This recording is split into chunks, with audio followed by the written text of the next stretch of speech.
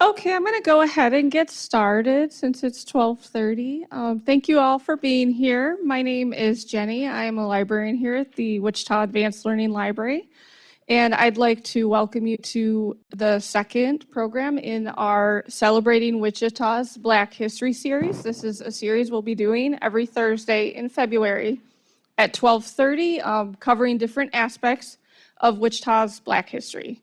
This week, we are talking about the Wichita African American Business History Project, and we have Dr. Robert Weems here, who I'll introduce in just a moment, who did this project. One quick thing before I hand it over, we do have some evaluations, program evaluations in the back table. So as you're leaving, there's either a QR code that you can scan or you can fill out a paper evaluation that helps us let us know what you think about our program. And if you want to see more stuff like this, that's the best way to give us that information. And it helps us plan our programs. This program is also being live streamed on YouTube. So if you want to go back and watch it, it will be available on the Wichita Public Library's YouTube channel. So just go to YouTube, type in Wichita Public Library, and you should be able to see that as well as some of our other programs. With us today, presenting, we have Dr. Robert Weems. He has been the Willard W. Garvey Distinguished Professor of Business History at Wichita State University since the fall of 2011. Before coming to WSU, he taught at the University of Missouri-Columbia and the University of Iowa. Dr. Weems is the author of 4 books on African American business history, including The Merchant Prince of Black Chicago, Anthony Overton, and the Building of a Financial Empire, which was published in 2020. We do have that at the library, by the way, and has published numerous journal articles, book chapters, and encyclopedia entries. Professor Weems also served as a historical advisor and appeared in the PBS documentary Boss, the Black Experience in Business, which premiered in April 2019, and as a guest speaker for KMUW's Past and Present series. I have the pleasure of welcoming to you Dr. Robert Weems, and I'll let him take it over. Thank you. Okay, thank you, Jennifer, for that introduction. I want to thank you all for coming out today. And I'm going to talk about, again, a project that I engaged in when I arrived at Wichita State University. Make sure the technology.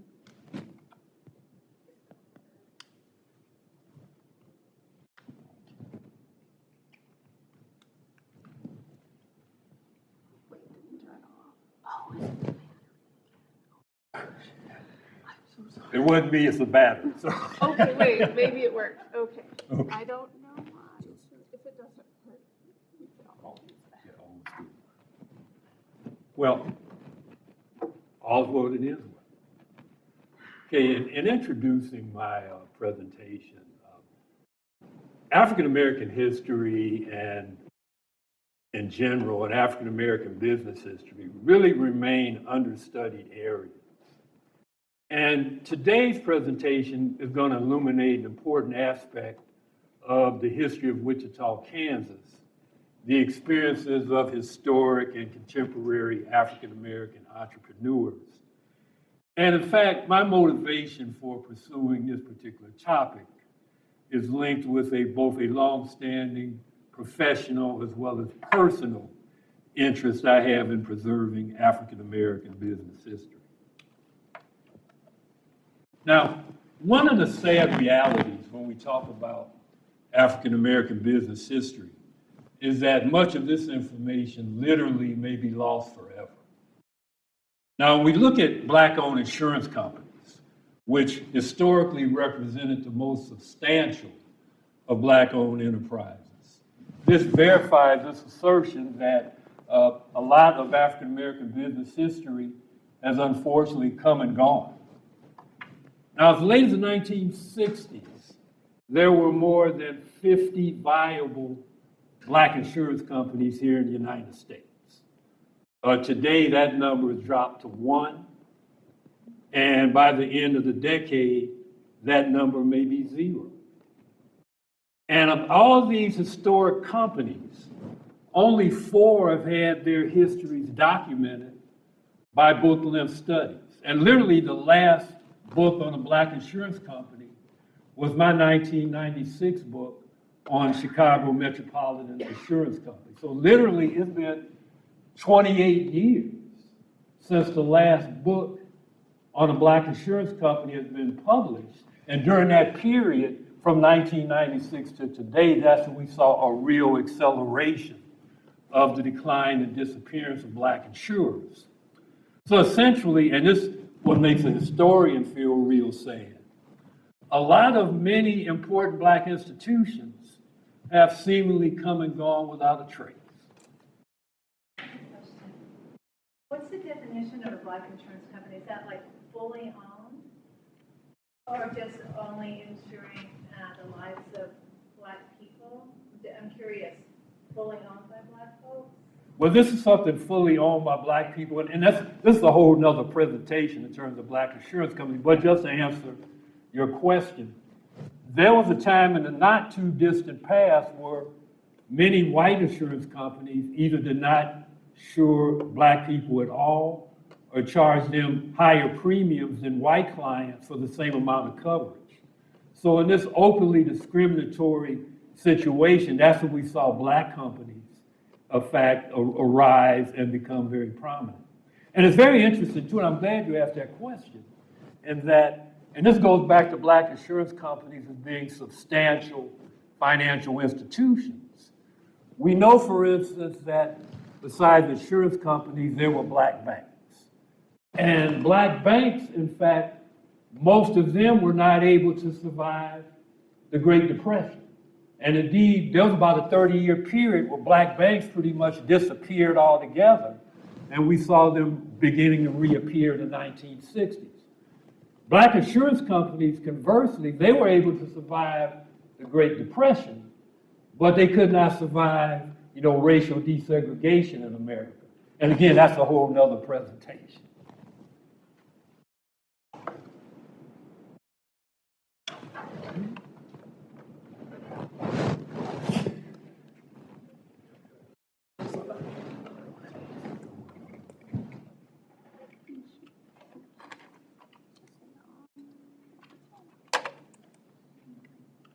Yeah, I think just that arrow might be better. This thing is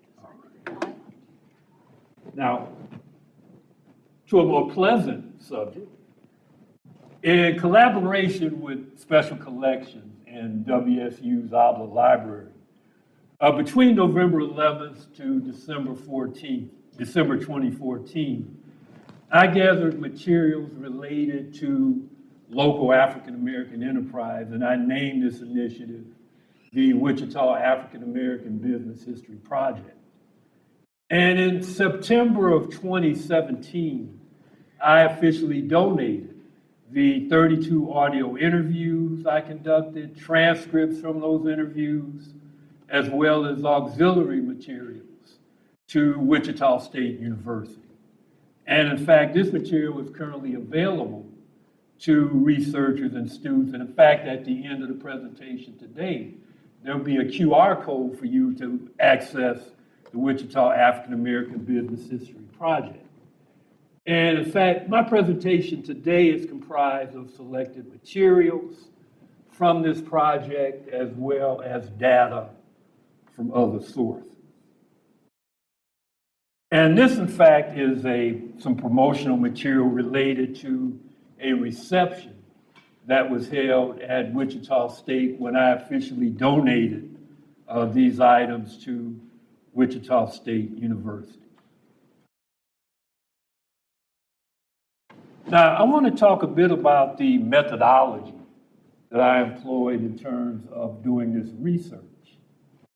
Now, besides interviewing the owners and the descendants of historic Black enterprises in this city, I also spoke with longtime Black Wichitans who were or weren't business owners. And in fact, I borrowed this methodology from my PhD dissertation and first book on the Chicago Metropolitan Insurance Company that I mentioned a moment ago in another context. And I think this helped me to obtain a more objective assessment of the role of Black business both in Chicago as well as in Wichita. And significantly, both my earlier non-business owner informants in Chicago and more recent ones in Wichita generally provided positive assessments of the role that Black-owned businesses played in historic Black neighborhoods. Now, and this slide is very important. Now, although when I came to Wichita State in 2011, I had a pretty extensive track record in terms of African American business history. However, when I got here, outside of people in the history department that were on the search committee that hired me to assume the position I have, nobody here in Wichita knew who I was, including people in the Black community.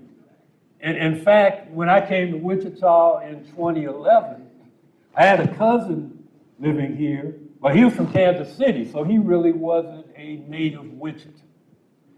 Now, this reality, really posed a challenge in terms of what I wanted to do in terms of this project, is that people don't share information with somebody they don't know. Now, fortunately for me in this project, the history department held a fall reception for me at the Sedgwick County Historical Museum. And one of the persons, and they invited various people from the community, and one of the persons that was at this function was Levanta Williams. And we're all familiar with who Levanta Williams is.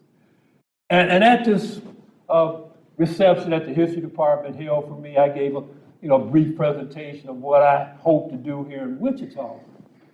And after the presentation, Levanta came up to me and said, people need to know you're here.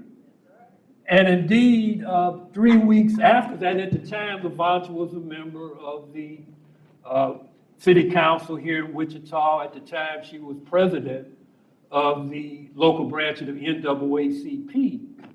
And she set up for me to, in fact, quote unquote, introduce myself to Wichita's African American community at the 2011 Freedom Fund banquet. And literally, based upon that, I was able to make a lot of contacts at the 2011 Freedom Fund banquet. And ultimately, many of the people that I met at the Freedom Fund banquet in 2011, I ultimately interviewed for my project. But again, my first couple months here, nobody, in fact, knew who I was. And again, that poses a real problem when you want to talk to people about aspects of local history. And indeed, I have to give a special shout out again to Levanta Williams, because literally her assistance helped to make the Wichita African American Business History Project a reality.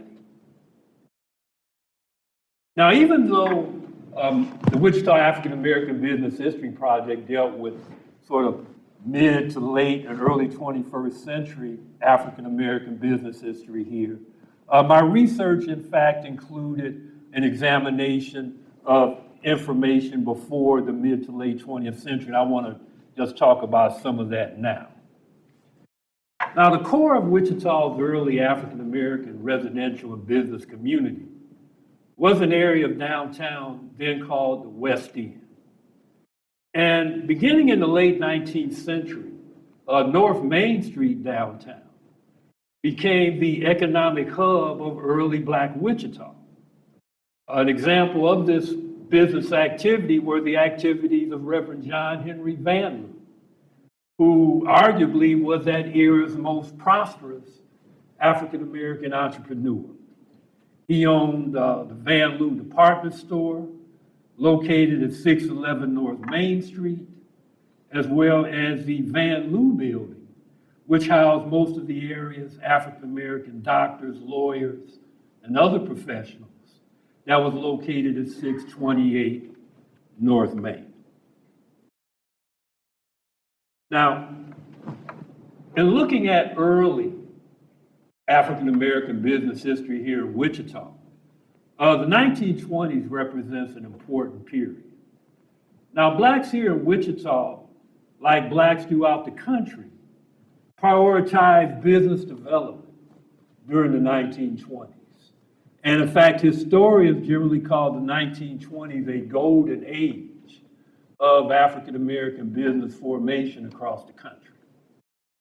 Now, when we look at Wichita in this context, based upon the relatively small number of Blacks who resided here during the 1920s, this impacted the size of African-American enterprises in this city.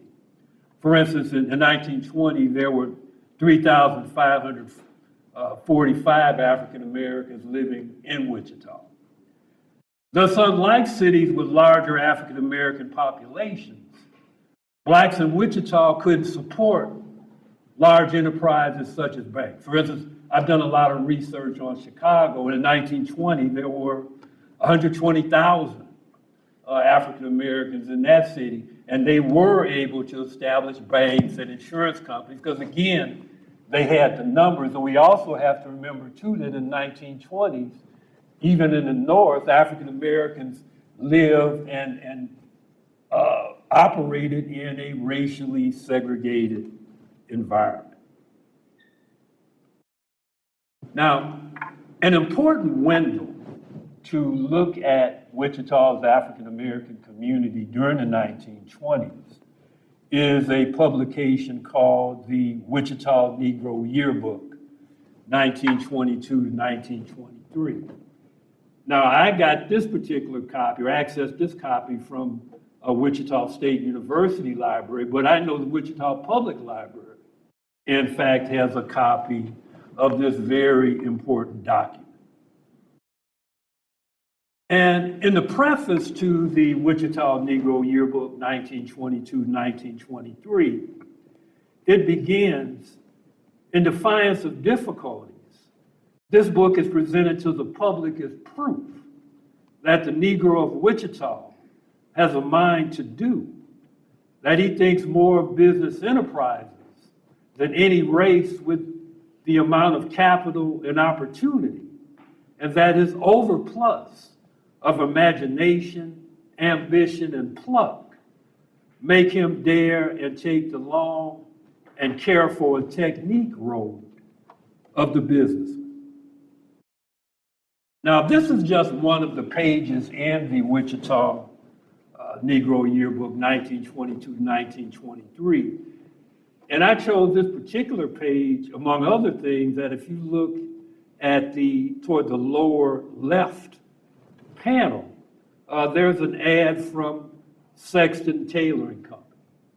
This was a business enterprise on North Main Street operated by Edwin Sexton, and his son, Linwood, went on to literally become a local icon in terms of sports at Wichita State University. But again, when we look at this particular page or segment from this Negro Yearbook, we see a wide variety of enterprises, but again, based upon Wichita's real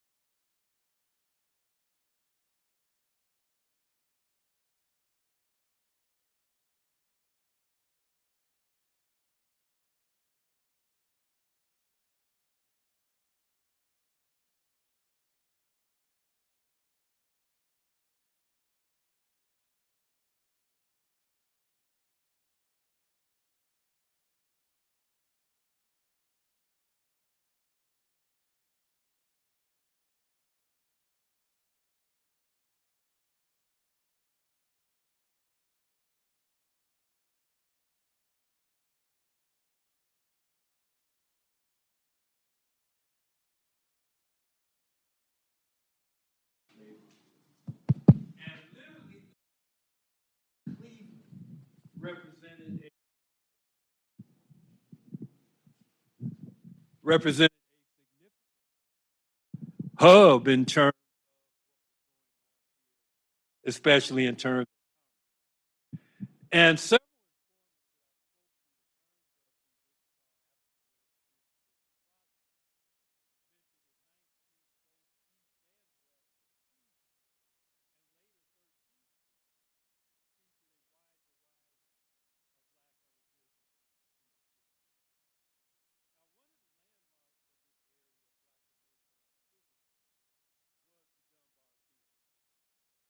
and while the Dunbar, it was in fact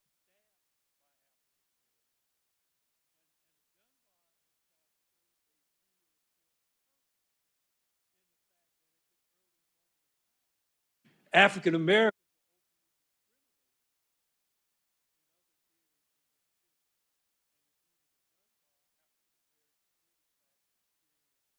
Non-discriminatory.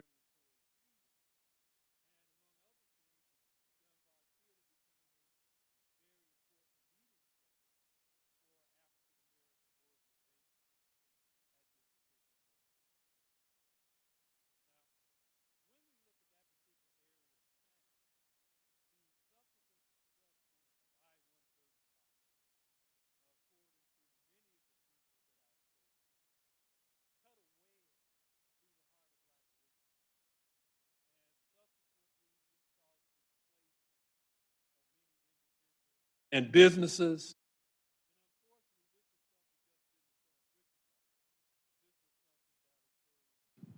throughout the country.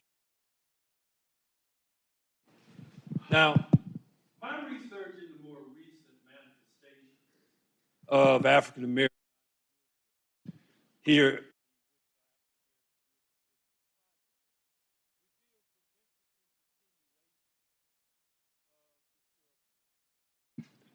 now first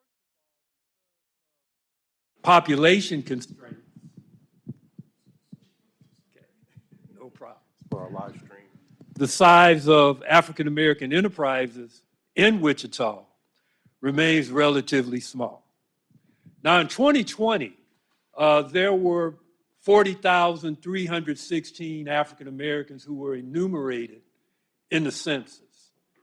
Now, interestingly enough, this figure is 3,787 less than the 44,103 blacks residing in Chicago in 1910, before truly significant black business formation in the Windy City. I mentioned in 1920, that number had grown to over about 110,000. Now, another continuation when we look at historic patterns related to local African American entrepreneurship is that the diversity of local African American enterprises has really expanded to impressive levels.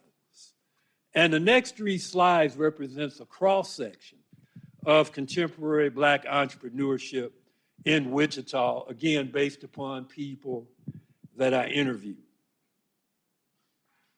And just going alphabetically, architectural services, automotive services, aviation parts manufacturing, aviation services fixed base, banquet hall, catering, business communication services, advertising, business development services, cleaning and restoration, and continuing, community development corporation, construction and excavation, credit union, food processing, funeral homes / mortuaries, gourmet cookie bakery, grocery stores, and insurance agent. Interestingly enough, one of the persons that I interviewed, her mother, in fact, was a insurance agent for the Universal Life Insurance Company, a black company based in Memphis, Tennessee.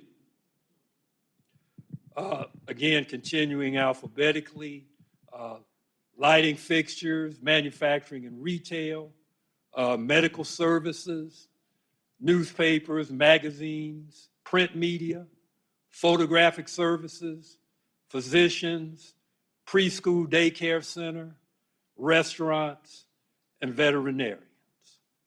Now, as part of my research in gathering this information about local African-American entrepreneurship, one of the stops I made was the Spencer Research Library at KU. And at that facility, I saw an image that's in the next slide that just really struck me in terms of really showing me the diversity of black business enterprise here in the city. And some of the old school people in the room will be familiar with this particular enterprise. Henry Wolford, in fact, owned a oil drilling company and an oil exploration company. And indeed, when we talk about the diversity of black-owned businesses here in Wichita in the 20th century, Henry Wolford's work, among others, really illustrates the diversity of these enterprises. Now, in looking at historic and contemporary characteristics of black business in Wichita, first and foremost, because of the overt racial segregation that existed in Wichita during the early to mid-20th century, most local historic African-American enterprises catered primarily to a black consumer base. Now, in recent decades, many black enterprises have been able to reach, with varying levels of success, non-African-American clientele. However, African-American enterprises that provide personal services, in fact, still primarily rely upon black customers. Now, one of the most striking bits of evidence that I uncovered in my interviews of African-American entrepreneurs in Wichita, and this I want to sort of backtrack a bit, going back to how Levanta Williams really helped facilitate my entry into Wichita's African-American community, was that, people that I interviewed as part of this project were very frank with me in terms of the experiences that they had as entrepreneurs in this city. And some of that is conveyed in this particular slide. Now, many of the interviewees share with me the fact that from their perception, Wichita was a city and an environment, especially at earlier moments in time, that discouraged rather than encouraged black business development. Now, many of the persons that I talked to stated that they had to go outside of Wichita to grow their enterprises. Black entrepreneurs, even though it's substantial commercial assets, found it difficult, if not impossible, to get business loans from local banks. I just want to share just a story that I think really illustrates this point. Talked about Henry Wolford a moment ago, who had a very prominent oil drilling and oil exploration business. During the early 1980s, Henry Wolford wanted to expand his business. And he went to, local lenders to try to get money. And Henry Wolford, again, who had a significant track record, ultimately had to go to Tulsa to get funding to, in fact, expand his business. And several people that I spoke to shared with me this point. And again, several said that it was difficult, if not impossible, to get business loans from local banks. Now, on a positive note, several interviewees mentioned that the SBA was, in fact, very helpful to local African-American entrepreneurs. And in fact, one of the persons that I interviewed for this project was Wayne Bell, who in fact is the African-American director of the SBA office here in Wichita. But several people, again, shared some very disturbing stories about, the discrimination or the obstacles that they had to deal with in terms of growing their enterprises here in the city. Now, another of the issues that some contemporary Black entrepreneurs have had to contend with in Wichita, and literally across the country, is being dismissed by both white and Black consumers. Now, because of historic racism, some whites still believe that African Americans are not as intelligent as whites. Thus, Black-owned enterprises are viewed with suspicion as well as disdain. Now, similarly, because of the psychological conditioning associated with slavery, there are some Blacks who likewise have suspicions about the capabilities of Black enterprises and Black entrepreneurs as compared to their white counterparts. And some anecdotal information that is based upon reality that reflects this particular historical circumstance is an anecdote that has the punchline, the white man's ice is colder. Some of you may be familiar with this anecdote. There are several versions. Some of you may not be. But for those of you who aren't, I will share one version of this anecdote. And those of you who are familiar with this, bear with me, because you already know what the punchline is. Now, back in the late 19th and early 20th century, at a time when people used ice boxes, these big wooden pieces of furniture would have big blocks of ice where people kept things cold before electric refrigerators. You had grocers that, in fact, served big blocks of ice. And in this one particular town, you had a Black merchant and a white merchant, both of whom, among other things, were selling ice.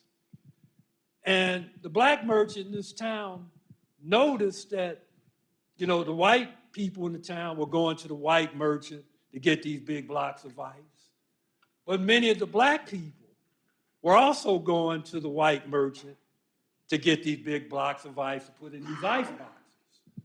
And one day, this, Black merchant said, I need to know what's going on here. So he asked a local African-American, I have ice. Why aren't you, patronizing me? And reportedly, he received for a reply, yes, you do have ice, but the white man's ice is colder. Again, this notion, especially in the realm of business, that anything white has to necessarily be intrinsically superior to anything owned by an African American. And some of these notions, die hard, especially in terms of how we've all been conditioned to think that anything white is right And if it's black, it's problematic.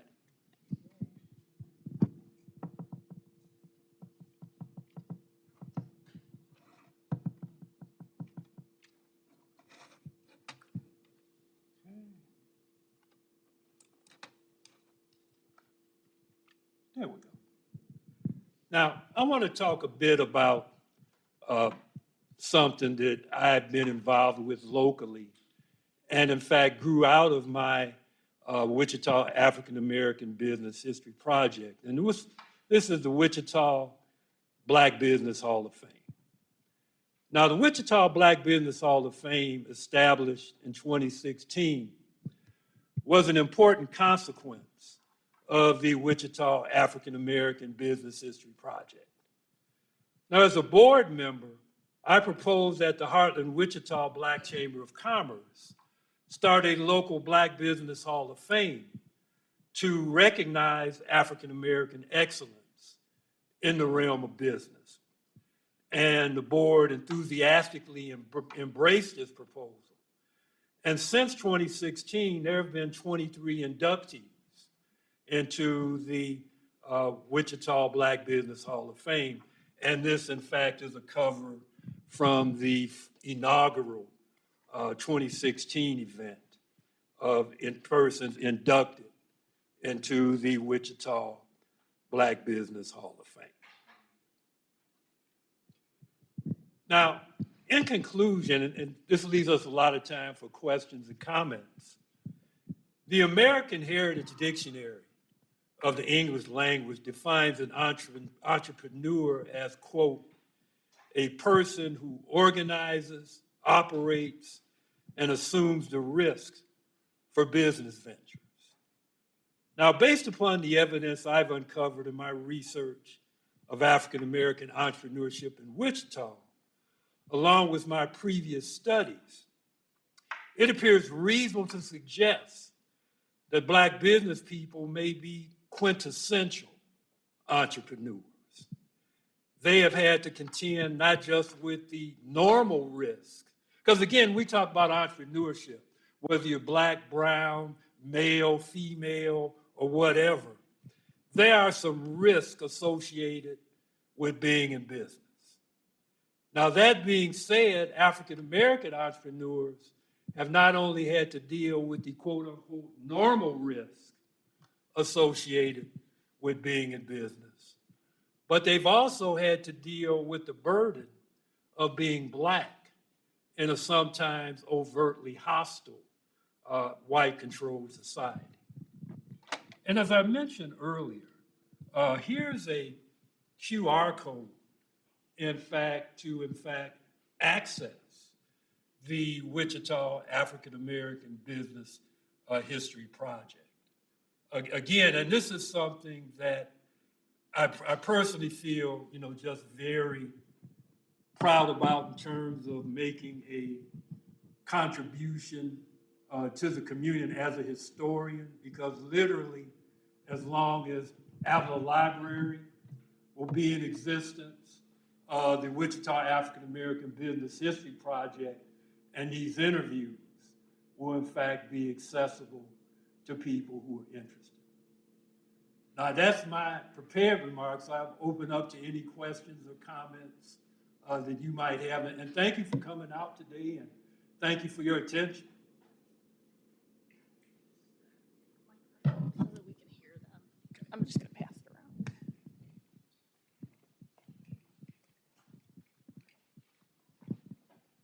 around. Dr. Williams, thanks for that presentation. The question is, you mentioned about the number of African Americans that were in the city at the time. I believe you said the early 20s. Do you think that's still problematic still today? Yeah, that does have an inhibiting impact in terms of the size and scope of African American enterprise. Because, again, even in 2024, racism, in fact, still remains alive and well. But be that as it may, it's not all a story of doom and gloom. There have been some African that have been able to expand beyond sort of the historical reality of only being able to serve other African Americans. But again, when we talk about just the size of today's African American population, 40,000 people was much more than 3,000 people in 1920. It's still not, say, a similar population base, say, compared to a Kansas City, where you have a significantly larger number of African Americans. I have a few questions. This has been so fascinating for me, so thank you.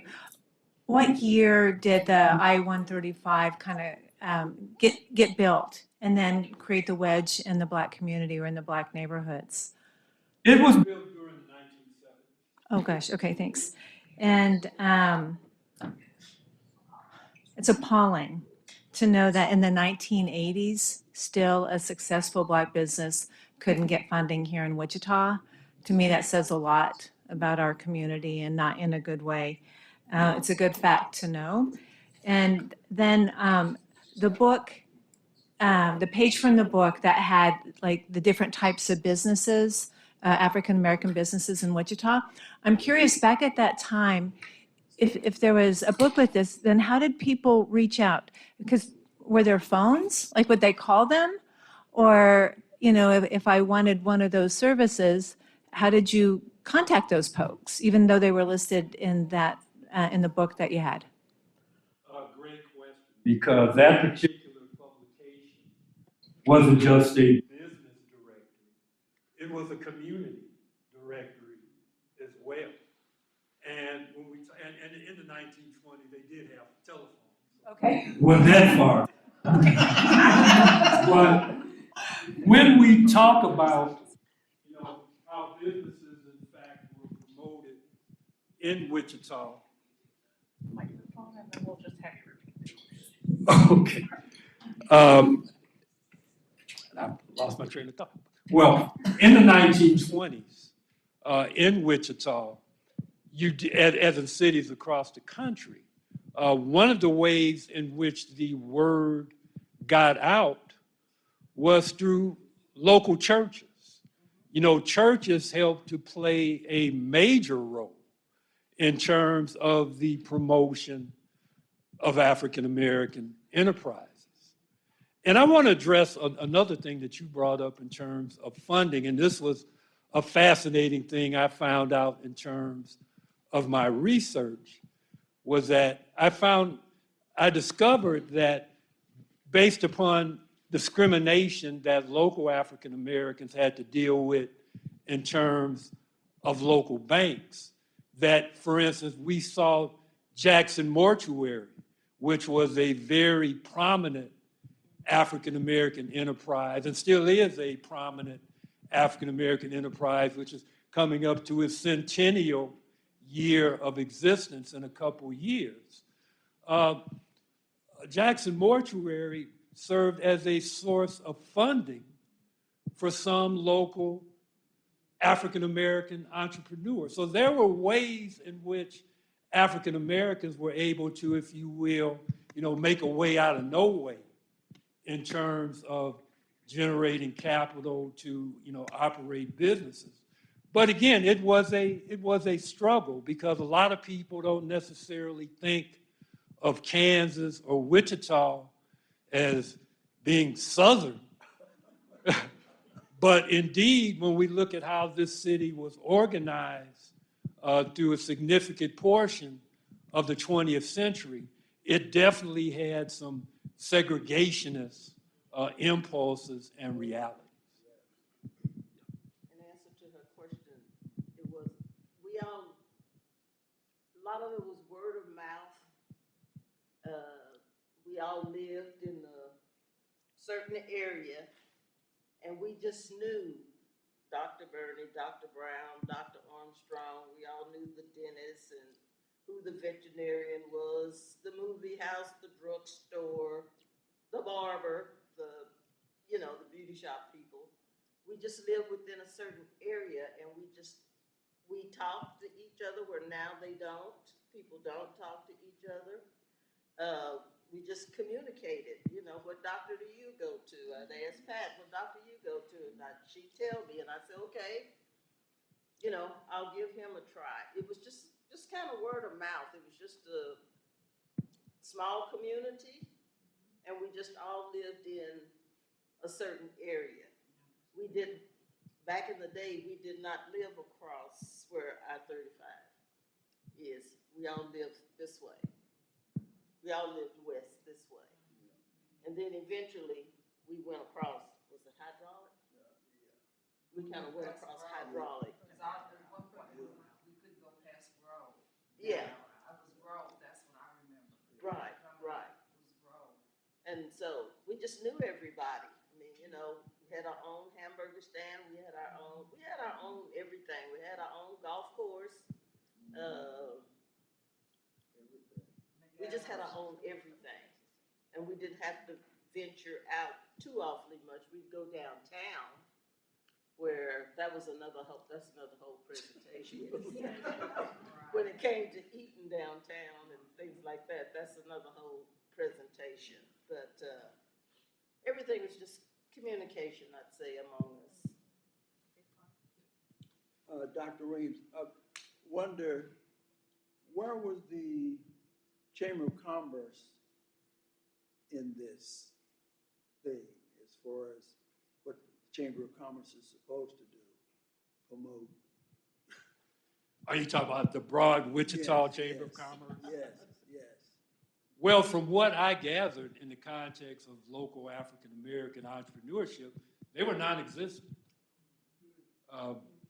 Again, it might be hard for some, well, not hard for some people that can remember those days, but for younger people, just to really recognize just how segregated and separate American cities like Wichita were in the early 20th century, and how literally you had a black world and a white world within the same city.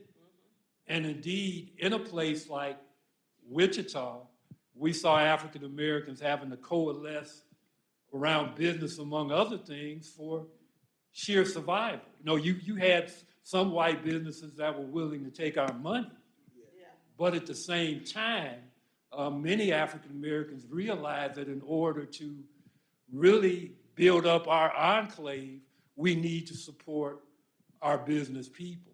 And that represented a community-wide endeavor or program. Yes. In your study, your whole study, did you have any part where you searched out the demise of some of the businesses that were African-American owned? I'm asking that because I was told that I was born in the Water Street Hotel. And I believe at that point it was a resident hotel, I don't know. But I tried to get information or even a picture of that hotel. And I'm wondering, in your research, if you were able to dwell on some of the businesses that were active at that point when you started or after you started your study, go back and find out about those businesses. Because as I said, I'm very interested because my parents came here and lived in that hotel. Well, and I was born there, I was told. And I would like to just get an answer as to when it was established and when it was out of business, et cetera. Great question, and that goes back to the point I raised earlier in the context of African-American insurance companies that have kind of come and gone, many of them without a trace. We have a lot of historic African-American enterprises in Wichita and literally across the country that have come and gone without a trace. And one of the sad psychological ramifications of this is that especially look at a lot of younger African Americans who may live, say, in the area today around 9th and Cleveland, and for the most part, they see a lot of what we might call, for lack of a better way of putting it, urban desolation.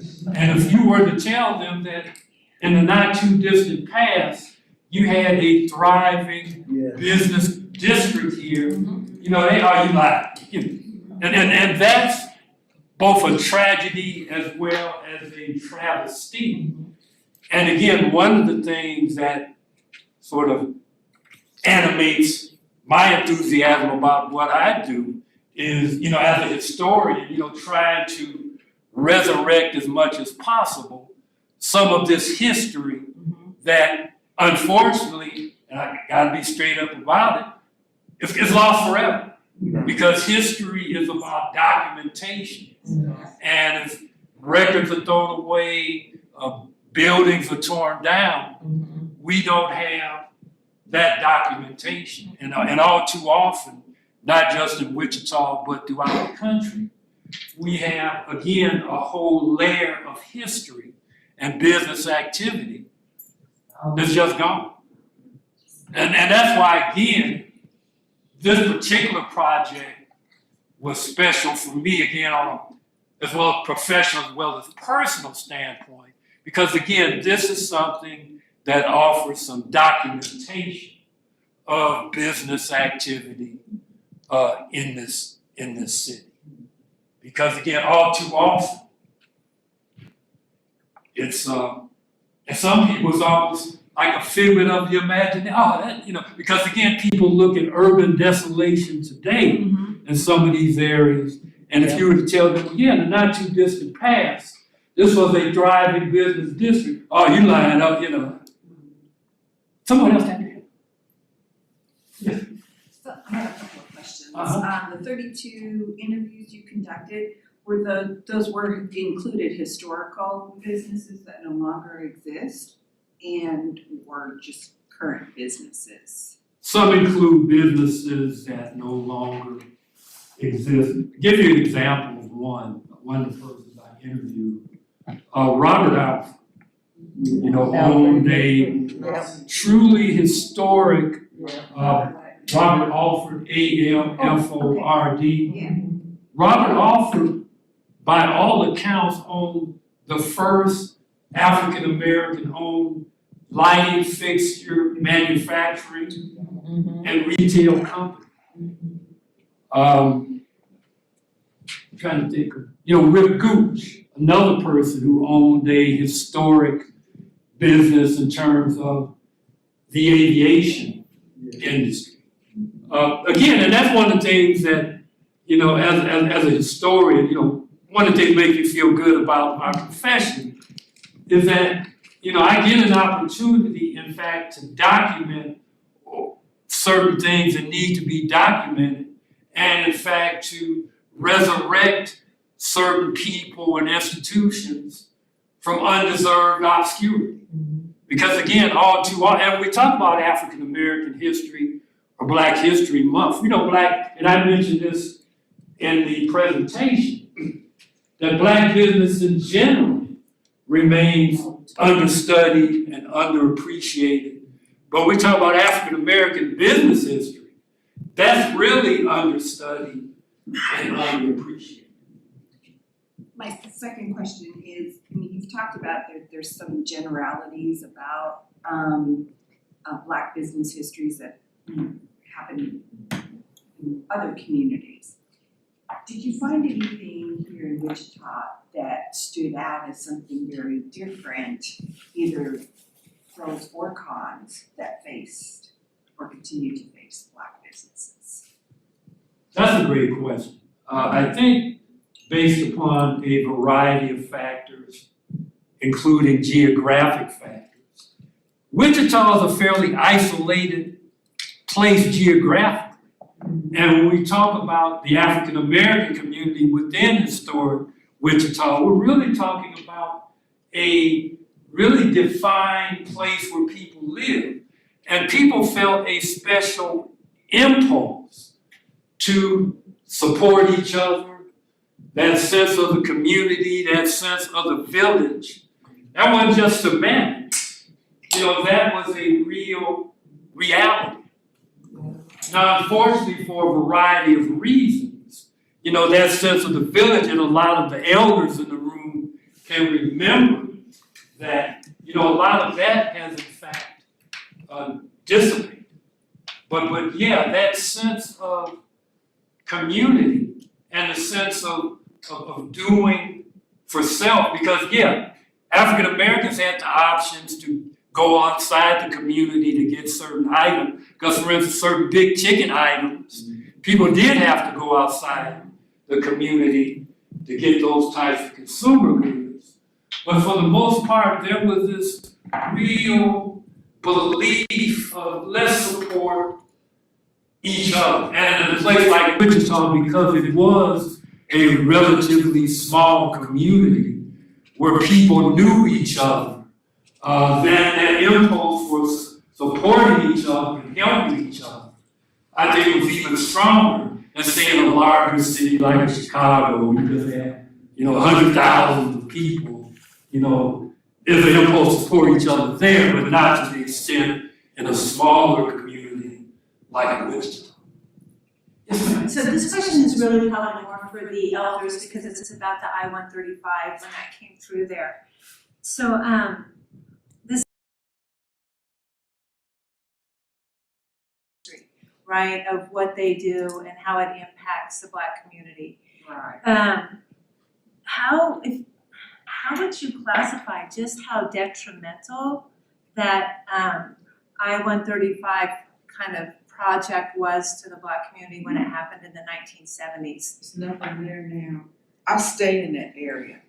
I remember as a child walking across a bridge. I'd go from Ingalls to school. My mother worked at Turner's Drug, and some of you remember that. Turner's Drug Store is falling apart now.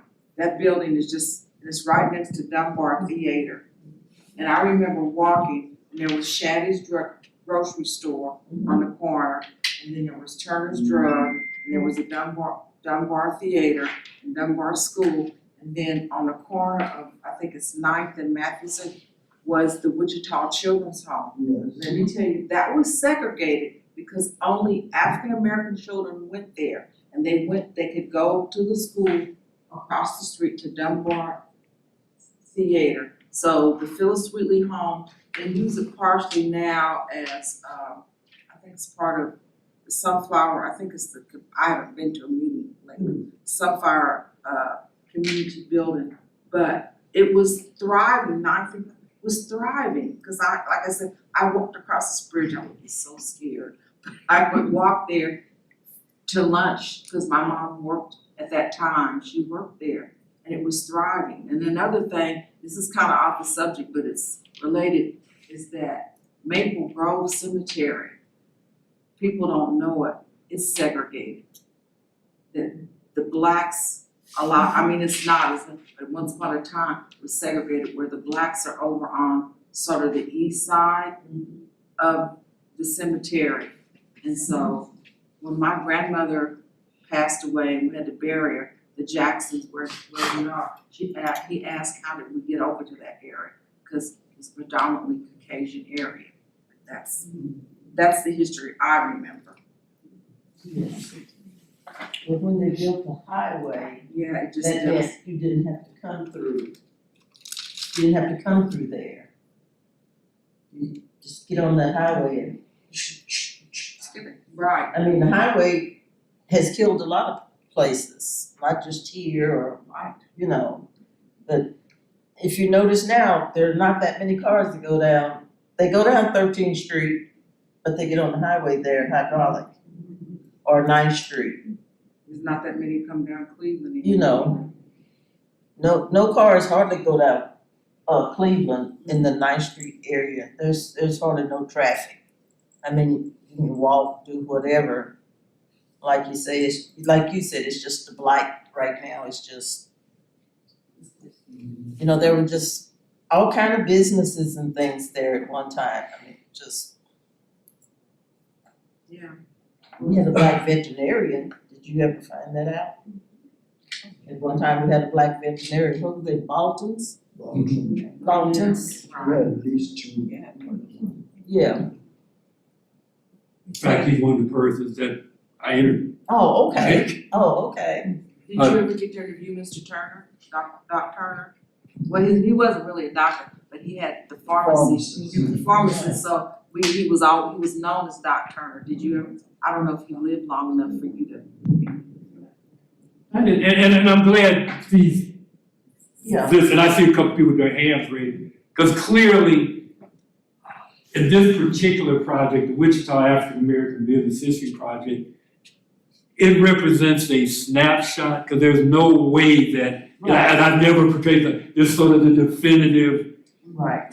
covering everything. Right. But I think it really does provide a real nice cross-section of African American entrepreneurship in the city at an important junction of history.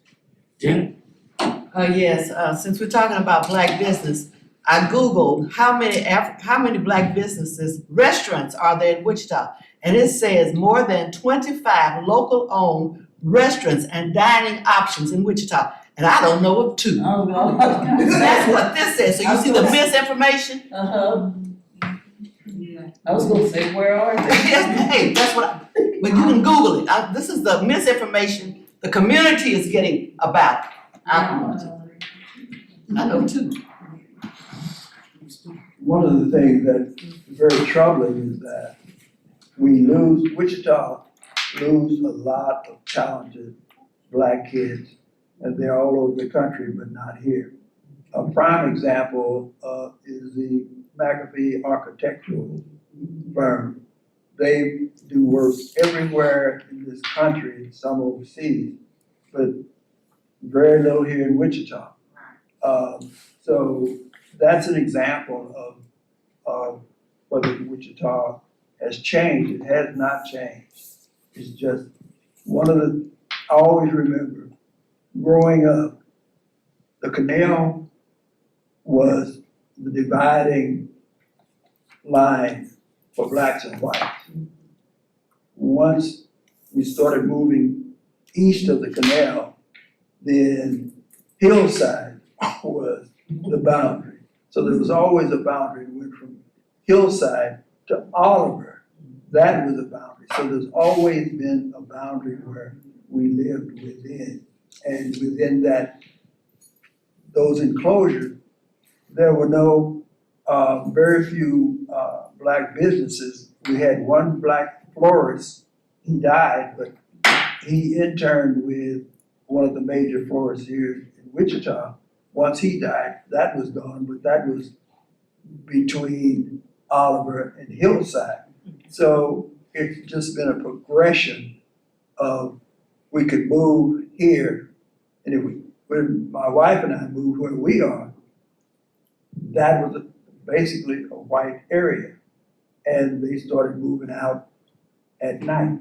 But the businesses that were that, and this was pre-I-35, where 9th Street was from Grove clear back to Mosley, it was thriving.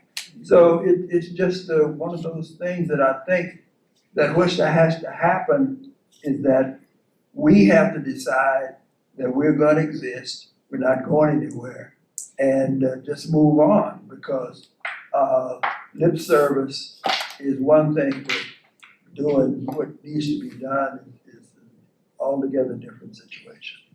And to piggyback off last point you made, Mr. Stone, is that, as a historian, one of the things that I like about my line of work is that by doing this type of research, by in fact showing what has happened, it may inspire some younger people in today's world with this knowledge of what had happened. Can this be recreated? Again, to plant that seed of action, because quite frankly, when we look at areas in the McAdams neighborhood and other parts that have been traditionally African-American neighborhoods in the city, and this is the same across the country, black people live in very, how can I put this, strategically valuable areas of urban centers across the country. Yes. So again, and that's one of the reasons why gentrification has been such a powerful force to move Black people out of certain areas and to move others in because of African Americans' strategic location. So again, it's a lot of food for thought. But again, as a historian, one of my tasks is again to provide information about the past and not necessarily just dwell on the past. But how can this past information help us in the present and hopefully help shape a better future? Yes, sir. To go back to the highway scenario, I think one of the closest examples of how a highway destroyed a Black Mecca would be Tulsa and the Black Wall Street. And I went down to visit, and it's kind of interesting how you got to get down to that particular area, and it's really difficult. I did go to the museum, and so they did that because that was a thriving Black community, African American community. And to your point of the last statement you made about can it be redone, and I'm going to drive down there today after this to that Cleveland Dunbar. Mr. Camarena did a lot of work on the Dunbar Theater, I think. Helped do some work on that. And do you think that area could be reborn? I literally stay in that area. I don't think so because another ethnic group that's almost another race has moved in a lot in that area. Okay, but I'm sorry, I'm just I'm ever the optimist. I'm just such an I'm optimist. saying, but see, like I said, I've stayed in that area Yes, for 24 years Yes, now. ma'am.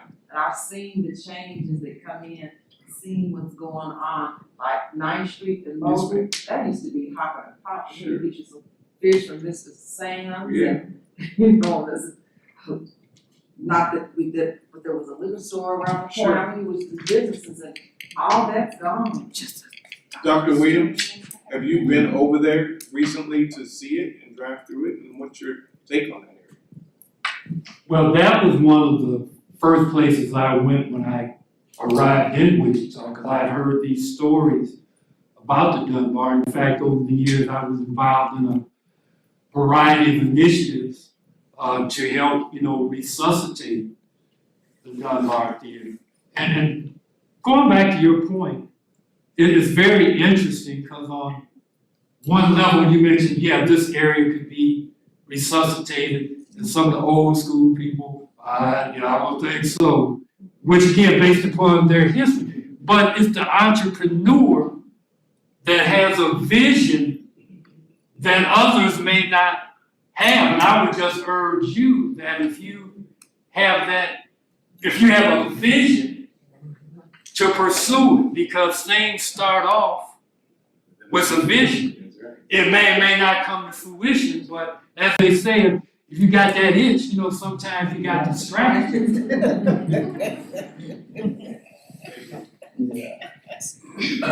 We're gonna have to wrap up, but I don't know if you want to stay for a couple minutes. Sounds like we still have some questions.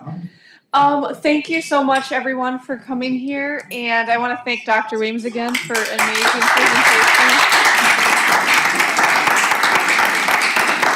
And next week we'll have Bonita Gooch here to talk about the history of African American journalism in Wichita and Kansas. I'm sure you're all familiar with her name. So hopefully you'll be able to join us for that. Thank you.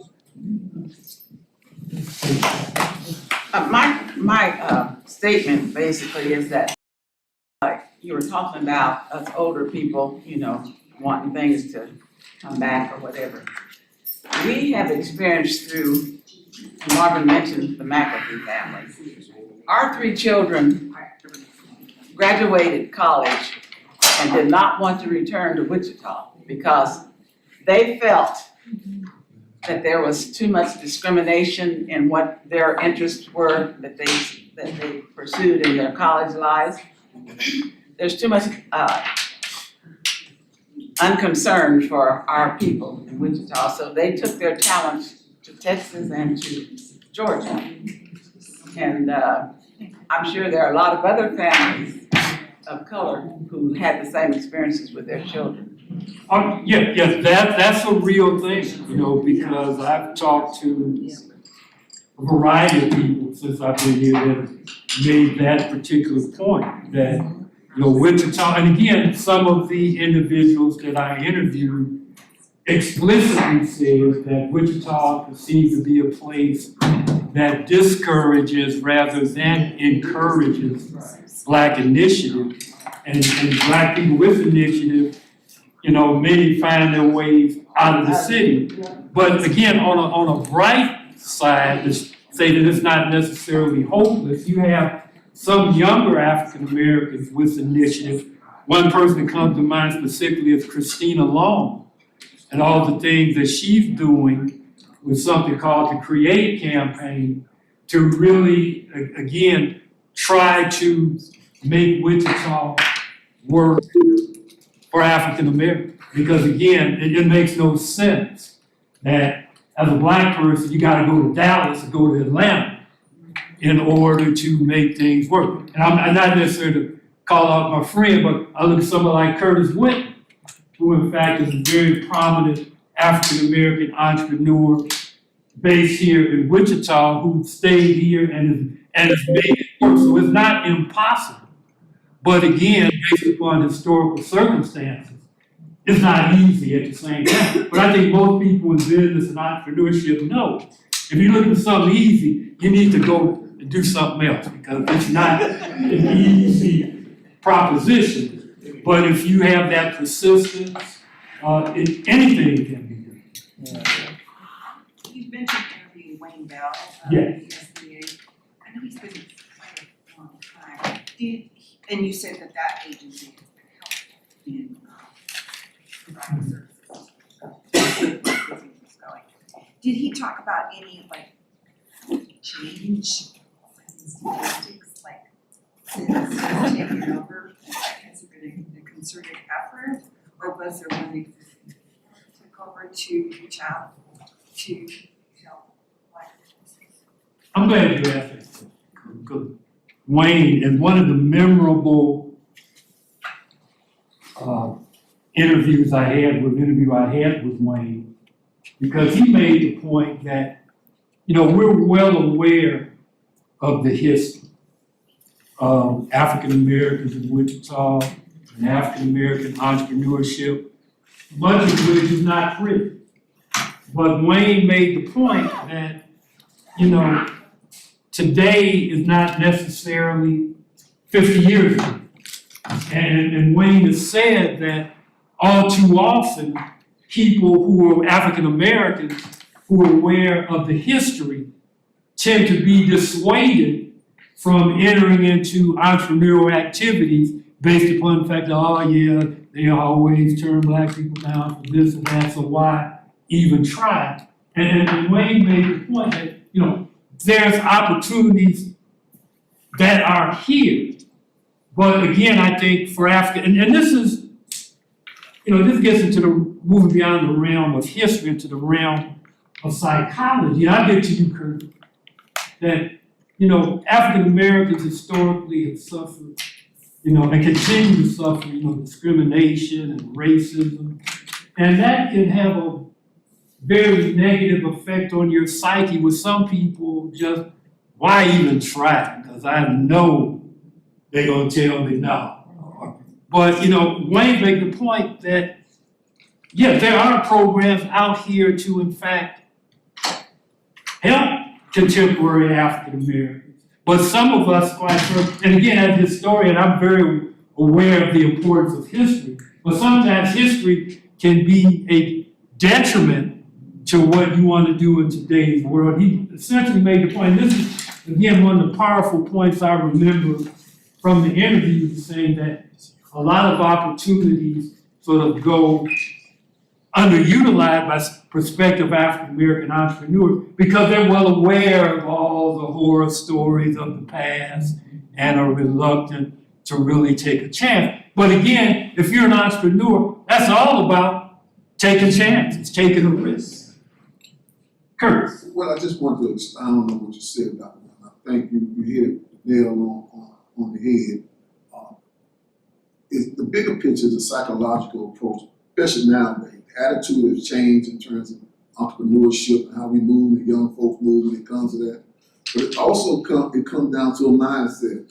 Some of those things in terms of getting turned down from loans and all those things we experienced when we first started our company.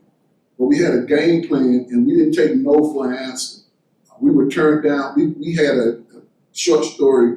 We received a $25 million contract from the federal government, and we were needing funds for that particular project. We had already secured a large contract and was operating on that contract. And quite frankly, we went to about 4 or 5 banks in the city. We were turned down for various reasons. We didn't take that approach to say, hey, that's the end of our story. We ain't gonna get no money. And what we did was we met a gentleman out of New York. We were involved with the Minority Business Development Council, who oversees a program called a supporting program. And we flew to New York and was able to secure a loan to make that work for us. We still have those same issues in Wichita where, I've got 2 meetings next week with 2 different bankers. Our largest project is $349 million over a 5-year period. We've been on that for about 12 years now. So it's a mindset as well. How you approach it, how you look at it. We always talk about even African American entrepreneurs, sometimes we shaded by the fact we know the history of dealing with banks. I always tell people when they come to my office and ask me, well, how have you been able to maneuver and navigate that system? And I always tell people by creating and developing great relationships that allow you that opportunity to sit at the table with them. A lot of times when you walk into a bank, that guy doesn't look like us. You know what I mean? Decision makers don't look like us. And so you have to be involved, you have to be persistent, and you just, you can't take no for an answer. And I think that, again, you hit the nail on the head when you said that.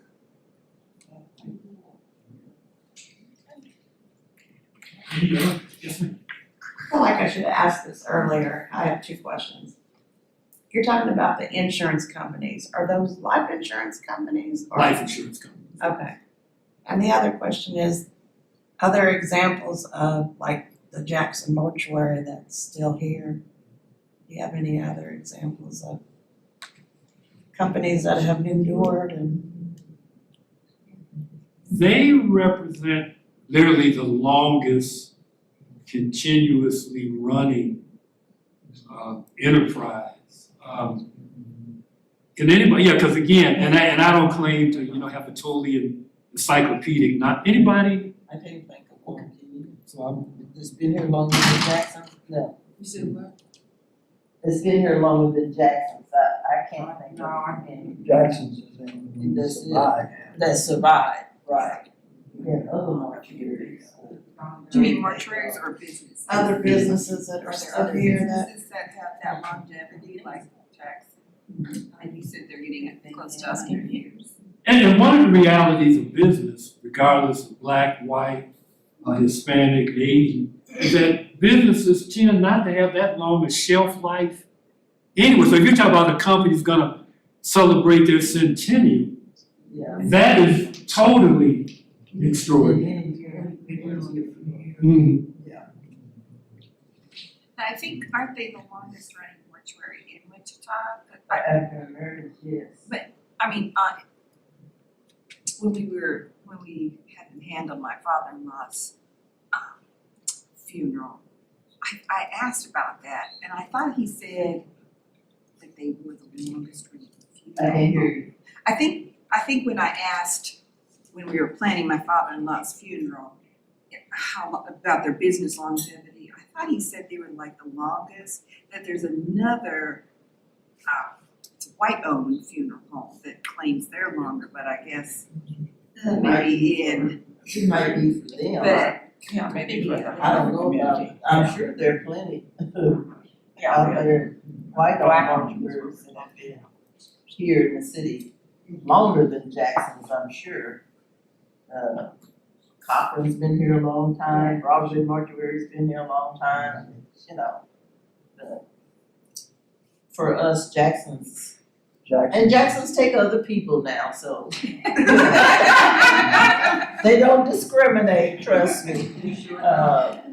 Whoever would have been second, Citizens would have been second, but, Xavier Hightower, she passed, she retired and she passed away, and somebody else bought it, and then it caught on fire and burned down, and so that was kaput. It used to be Jackson's and Citizens, you know, they were the top two. And we've had some here in the past, but their longevity wasn't very long. I think they were run by young people, you know. So, no, it's just Jackson's now. Well, we have another one, it's Heavenly Gates, I think. Yeah. Bigelow's gone too. Central Avenue, yeah. Well, I just want to make an observation in traveling. It seems all of the black communities, the highway, Trenton all killed. You can go down to Savannah, Georgia, the highway